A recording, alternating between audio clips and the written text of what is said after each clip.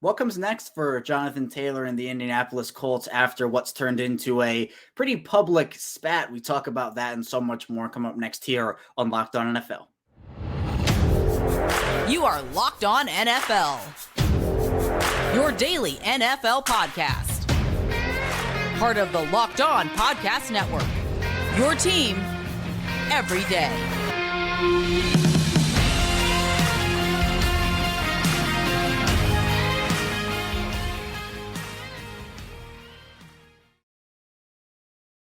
Welcome into another episode of Locked On NFL, your daily NFL podcast. I'm your host here, Kevin Ostreicher, one of the many experts here on our network, the Locked On Podcast Network, your team every single day. Thank you so much for being here and making us your first listen each and every day. Are free and available all podcasting platforms, also in video form on YouTube. And thank you for tuning in today and giving us your time as we dive into the biggest NFL stories throughout the entire week. And I think it's pretty safe to say that Jonathan Taylor and the Indianapolis Colts, that one's been pretty big. So in the first part of the show here, we'll talk with Zach Hicks of Locked On Colts about just what comes next for the Colts and Jonathan Taylor after this thing has become pretty public. Then in the second part of the show, we'll talk with Kyle Krabs of Locked On Dolphins, Jalen Ramsey going down. You know, the timeline is maybe December. We'll talk about any updates with Ramsey that Kyle has, so be sure to stay tuned for that.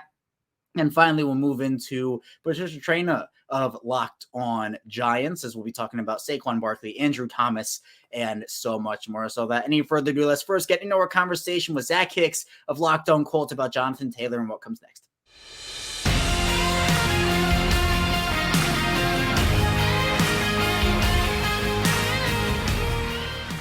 It's been crazy in Indianapolis over the past week and a half here with the Jonathan Taylor situation. Here to talk about that with me and what's next for both the Colts and Taylor. Zach Hicks, one of the hosts of Locked On Colts here. And Zach, this has all been such a whirlwind, I feel like, for Indianapolis Colts fans all over the place with Jonathan Taylor. Obviously one of the best young running backs in this league, but obviously a trade has been requested. Jim Irsay with some comments coming out about the whole running back situation. And we know the situation with running backs throughout the league right now. But how did this whole situation with the Colts and Jonathan Taylor really come about? Yeah, it's kind of been like a whirlwind for all of us covering the team, or all of, everyone who's like a fan of the Colts right now, is because, like, if you told me like a week ago this was even on the table, I would have laughed it off. I'd have been like, okay, look, Jonathan Taylor, he's not holding out. He's not going to request a trade. There's not going to be public airings from Irsay and Jonathan Taylor's agent on the state of what's going on. Yeah, it's been a crazy whirlwind. We've been able to glean some information from Stephen Holder over at ESPN.com, who covers Indianapolis Colts for ESPN and stuff like that. And he did kind of put it out there, hey, this trade was requested last week. And the whole situation's kind of been spiraling down, honestly, since like January, when Jonathan Taylor made the change to this new agency. He made the change to this new agency in hopes of playing a little more hardball to get that new contract. And obviously, it's starting to leak into the public now, all of what's been happening.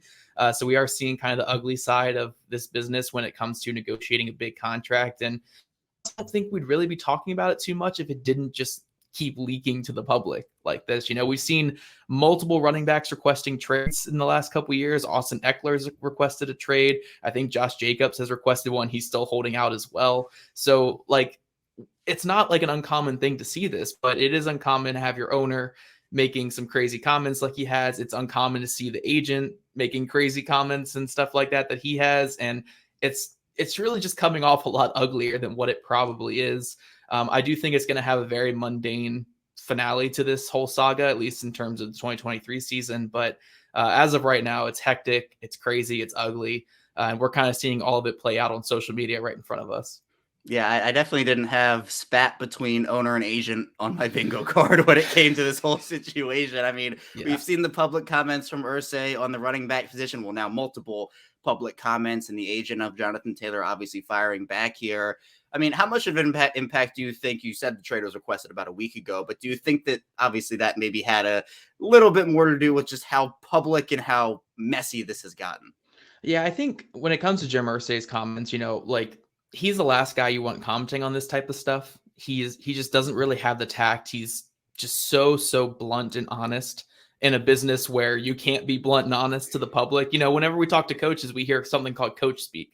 where it's like, no matter what, you're just going to say the same old thing and not give too much to the media or give too much to the public, because then your words can be warped and taken other ways. And I'm not saying Jim Irsay is not to fault here. Like he should know that he has no tact and he has no filter when it comes to speaking to the media. But this is the world we live in, where he's going to go on social media and he's going to, do his thing. But at the end of the day, I really don't think this whole situation boils down to, oh, Jim Irsay messed it up, or, oh, Jim Irsay did this. And Jonathan Taylor was perfectly happy, except Jim Irsay went on Twitter a couple times. Like, I don't think that's what it comes down to. I think it really comes down to Jonathan Taylor wants a market-setting deal at the running back position in a league where nobody's extending running backs right now. Like, it's just not happening, especially when you have a team like the Indianapolis Colts, where they have kind of made it their thing in the organization right now. They've been telling Michael Pittman Jr. this. They've been telling other players this.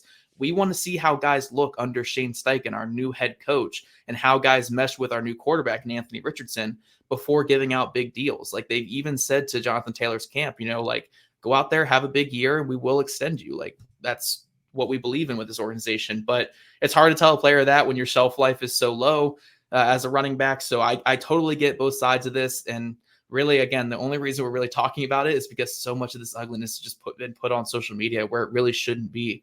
But I don't think Irsay coming out and tweeting stuff or talking to the media has done too much in terms of this negotiation. I really think it boils down to, Jonathan Taylor wants a market-setting deal with multiple years at the running back position, and the Colts are not really willing to go there right now with the state of where their team is at. And honestly, the whole NFL is not willing to go there right now. So it's frustrating for both sides, and that frustration is leaking out in places we really don't want it leaking out. Yeah, you mentioned the 16 million or more per season that Taylor is apparently requesting here. I mean, obviously, I just think, unfortunately, in today's running back market, that is pretty far from realistic. I mean, what would you think would be a fair deal if the Colts and Taylor were to go the extension route? If Taylor, has a big year in the offense, what do you think would be a fair number for the Colts and for Jonathan Taylor at this point?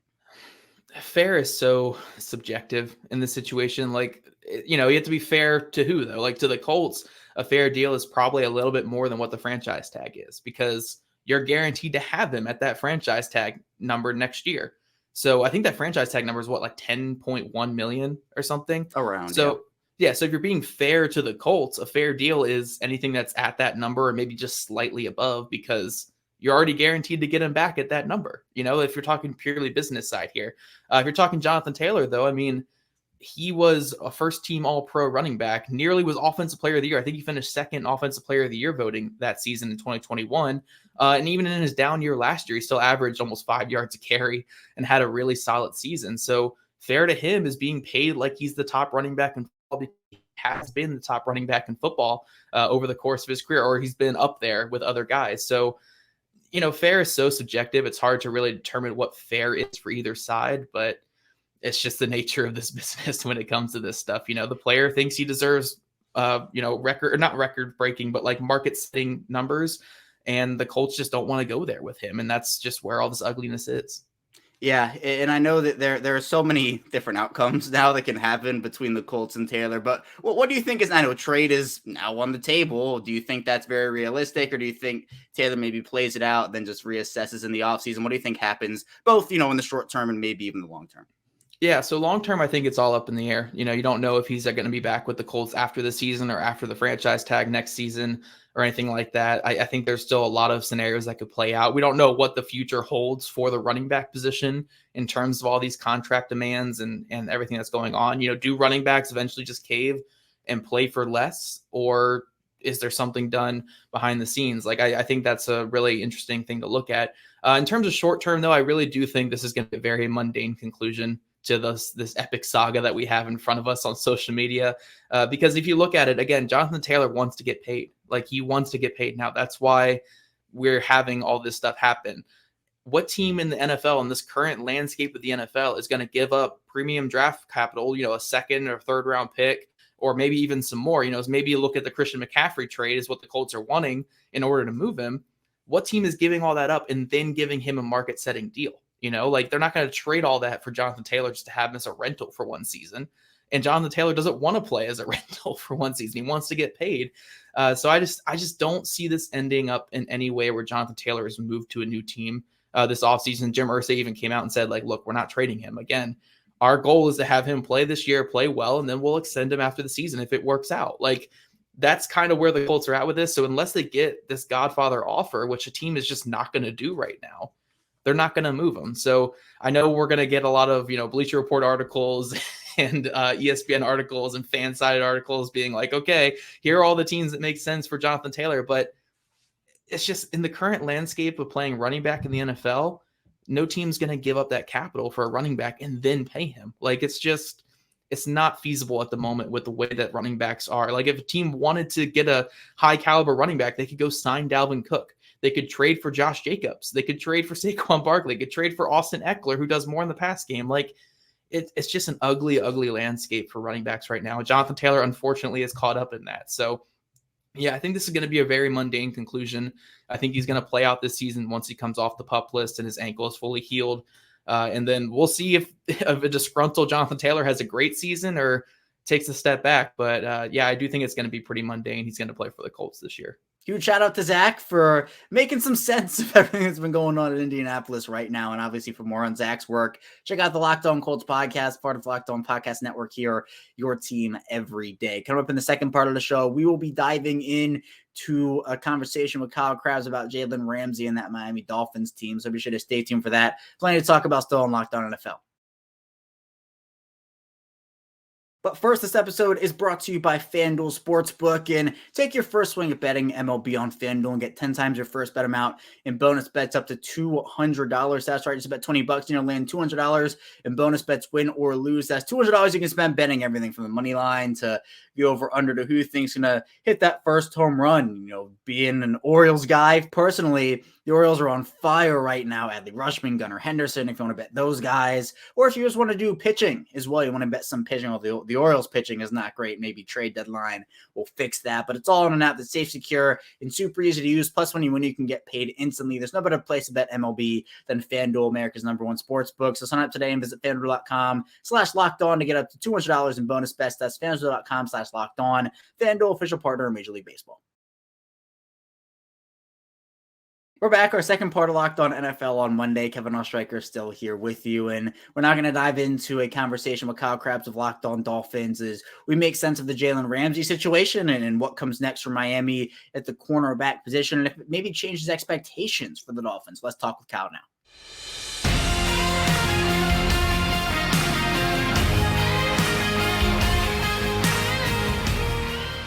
Well, the Miami Dolphins suffered a pretty big blow to their defense last week when they lost Jalen Ramsey to an injury. And here to talk about the timeline for Jalen Ramsey and just the Dolphins in general is Kyle Krabs, the host over at Locked On Dolphins. And Kyle, I know that so many people were so high on the Dolphins this year and still are. Just because they lose Jalen Ramsey doesn't necessarily mean it's a big blow to their Super Bowl chances, but it is a blow nonetheless, and especially to a defensive unit that has added pieces. What's kind of the latest? I want to kind of give you the floor here to kind of give an update on Jalen Ramsey, the timeline, the injury, and just what the expectations are when he could return.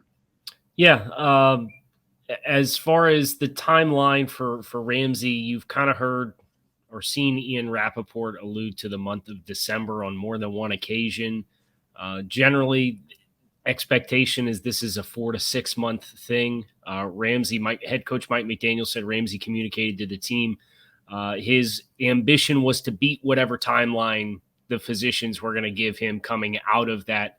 I think the most relevant recent history of somebody coming back in a pretty aggressive timeline, Adrian Peterson in 2016, tore his meniscus in week 2 and then came back in week 15. So that's probably, if you really wanted to ramp it up and be aggressive, but Miami's a week 10 bye. They come out of the bye and play the Raiders before they play on a short week against the Jets on Black Friday. So I think that's probably, if the recovery window goes well, kind of the stage of the game in which you're going to see him come back into the fray as far as potentially getting ready to play. Yeah, and Ramsey now is going to be gone for however long he's gone. Who else is in that room? We know Xavier Howard still is probably going to take over with top option with Ramsey gone. They signed Eli Apple, the Dolphins did, kind of in wake of the Ramsey injury. But who has to step up now, Kyle, that Ramsey's gone for at least the foreseeable future? I think you're going to see kind of a divide and conquer with the other names that they have in the secondary. I know they brought in Deshaun Elliott to play safeties, the third safety with Brandon Jones, who's coming back from an ACL injury, who's a really promising player in his third year last year before he had an ACL injury in the first 6 weeks of the season. But if those two guys can play on the back end, I think the biggest name is Javon Holland, who, when he was at Oregon, played his second season almost exclusively in the nickel, which is really where I think Jalen Ramsey was going to have his biggest impact for Vic Fangio's defense. He had played the star role for over 500 snaps in each of his past 2 seasons in Los Angeles with the Rams. So when you're in your base defense, it's going to be Xavier Howard and it's going to be Kader Kohou, who was a UDFA hit for them last year, who really, really played well down the stretch and looks tremendous in camp at this point. The question is when they want to go with, if it's big nickel and you go 3 safeties, you just say, okay, you can roll Javon Holland down. But if you're going to go with your regular nickel and want 3 corners, I'd expect Kader Kohou probably to be the guy that kicks inside and plays the nickel in that case. And he played more nickel than outside corner last year. And then that's where you get into Cam Smith as the second-round rookie. Is he ready?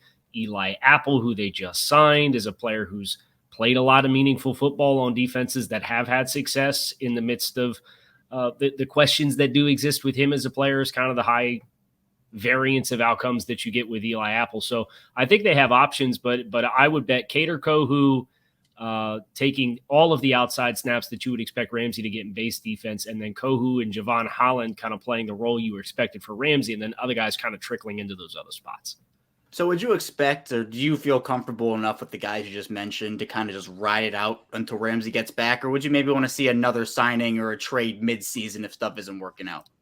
I think you could probably entertain the idea of bringing somebody else in, depending on what else you do with the rest of the roster. There's this whole Dalvin Cook limbo that the Dolphins have existed in for seemingly 3 months now. There's a backup nose tackle situation where I think you need another player for sure. And then potentially another depth piece on the offensive line or somebody to compete to start, depending on how things go with Isaiah Wynn, who they just activated off the PUP as somebody potentially competing for one of the 2 starting spots at left guard and right tackle that they have. So if they don't spend the money there, I think of John Johnson, who's a safety that's still on the market that would give you another safety option that would just reaffirm your ability to have Javon Holland come down and play more, is a name that might make some sense. I like that they were proactive at corner. They got slammed with corner injuries last year, and they didn't wait till they had 3 to sign one. They got 1 injury and said, okay, let's go ahead and get somebody in here that can potentially start. Yeah, and the way corners are across the league, it's so important. Corner depth, you can never have enough of it with how, I'd say, injury-prone the position is, especially for some teams. But let's talk about Dalvin Cook a little bit, Kyle. I know it seems like the entire AFC East is in on him. It feels like he could go to one of those 4 teams. Are you in on maybe Cook coming to Miami if the deal is right, or would you maybe just stay away from him for now? If the deal's right, I'm all in. But the deal being right is like it's probably going to be a 1-year deal. The Dolphins have a really tight salary cap situation beyond this year. 2025 things open up, but you got to get through 2024. So for me, it would be a contract for 2023, and that's it. And it's probably $4 or $5 million with incentives stacked on top of that to kind of sweeten the pot a little bit. The thing that Miami has going for them is the other team that's making, or at least over the weekend, made a real aggressive push and had him for a visit was the Jets.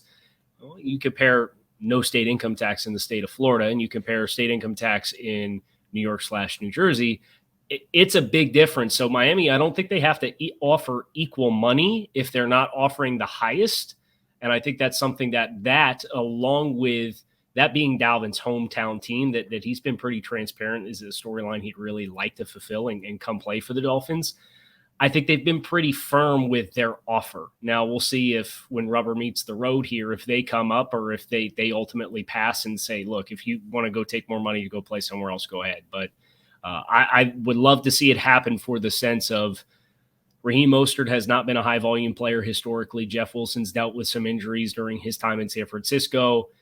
And then beyond that, you have a third-round rookie in Devon Achane. So it'd be a great contingency plan, but the dollars have to make sense. Yeah, and I know we're not done with the offseason yet, so obviously the Dolphins could make a move, whether it is Cook, a corner, or whatnot. But what's your outlook on this team right now, Kyle? Does the injury to Ramsey change it at all? They have one of my favorite rosters in the league, but where are you right now on the potential of this team and what's going to be a super loaded AFC conference? Yeah, I think if you played all season with Jalen Ramsey, you'd be looking at this Dolphins defense and saying, hey, this might be a top 3 defense in the league. Now, I still think without Jalen Ramsey for the first 10 weeks, 12 weeks, whatever it ends up being, if he does indeed get himself back in a position to play, I could see this still being a top 10 defense without Jalen Ramsey when you look at the talent that they have elsewhere. And then that's a really nice extra dynamic to add to your defense come playoff time. So if Ramsey's able to come back. So I think this is a double-digit win team.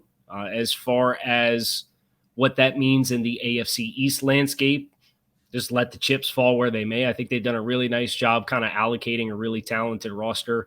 I would not be surprised if Chris Grier does make one last splash play to the roster here just as we get into the arms race and get ready to kick off the season. But expecting a highly competitive season for the Dolphins. And while you'll miss Ramsey, I don't know that it changes too much of my expectations for the postseason for Miami. It's really just going to come down to what that means for divisional standings and potentially seeding. Kyle always providing the Dolphins insight. And if you want to check out more of Kyle's work, be sure to go over and look over the Locked On Dolphins podcast, part of the Locked On Podcast Network. Your team every day. We'll be rounding out the show. Patricia, Traina of Locked On Giants, as we talk Saquon Barkley, we talk Andrew Thomas, and so much more. So don't go anywhere. Still a lot to talk about on Locked On NFL.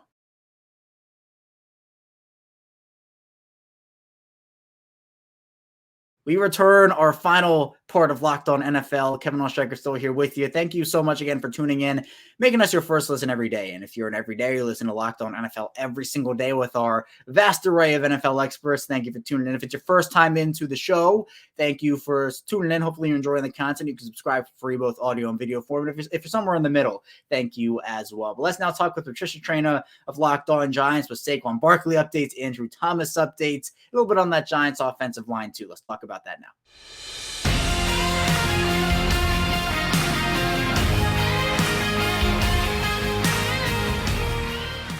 The New York Giants have made a couple of big signings over the last couple of days here, as now we have clarity on Saquon Barkley and now Andrew Thomas. Here to talk about that with me is Patricia Traina, the host of Locked On Giants. And Patricia, I know last time we spoke, we didn't know what was going on with Saquon. We recorded right before that Monday 4 p.m. Eastern deadline. Now, there wasn't any long-term deal struck between the Giants and Barkley, but they came to an agreement. Saquon getting a deal worth up to $11 million, but I know there were some incentives in there. Was this the ideal outcome for you in terms of just with no deal, they come to a 1-year agreement and then they can reassess the market after? Or would you have preferred to maybe see something be a little bit more money in terms of Saquon, or maybe even a little less in terms of what the Giants are paying out? I mean, look, the Giants did exactly what I thought they would do, which was to offer Saquon a deal up to $11 million, which was the last reported APY of the deal that he turned down just before the deadline.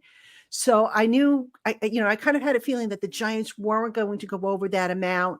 Would I have liked to have seen them? I mean, quite honestly, for Saquon's sake, I suppose, because I can understand his perspective, but I also understand the Giants' perspective as well. And, it's unfortunate for Saquon, but you know what?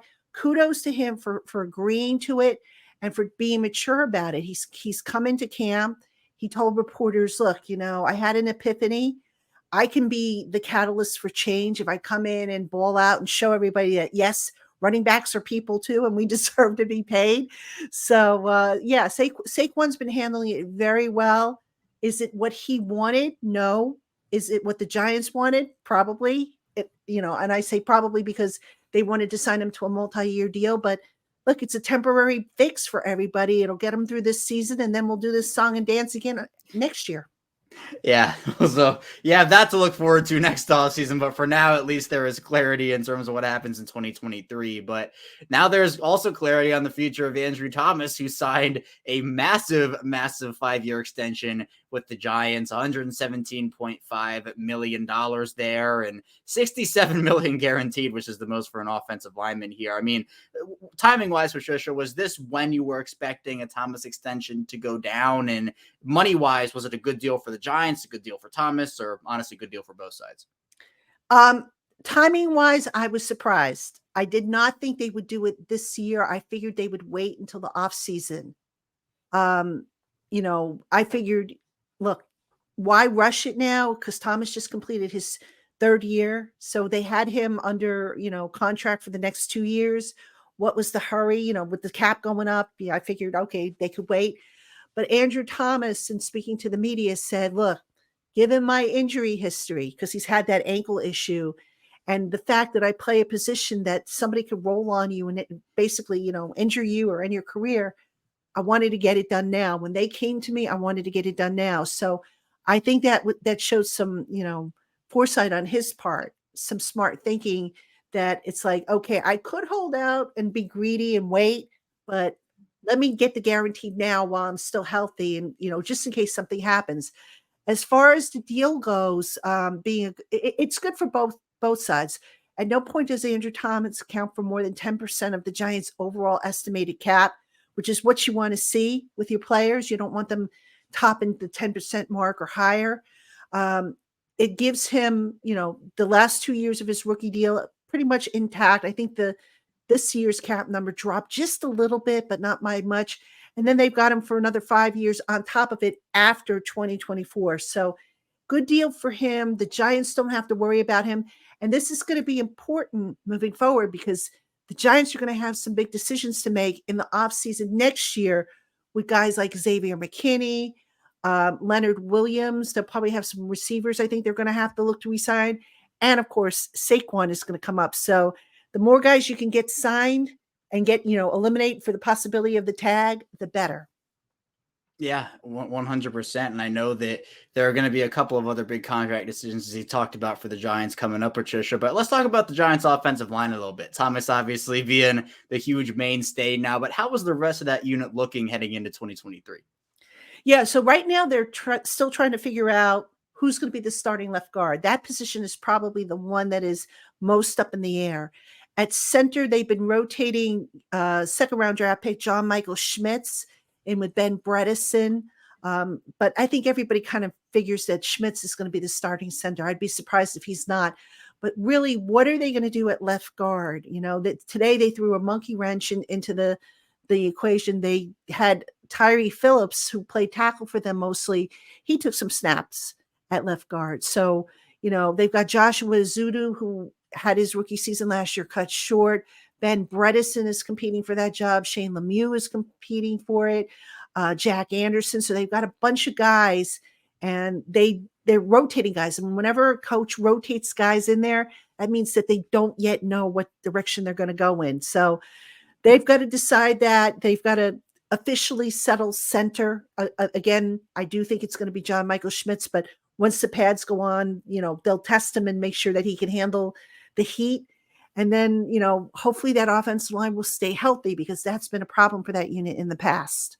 Yeah. So what happens if Andrew Thomas goes down, Patricia? Who's the guy that steps into that role?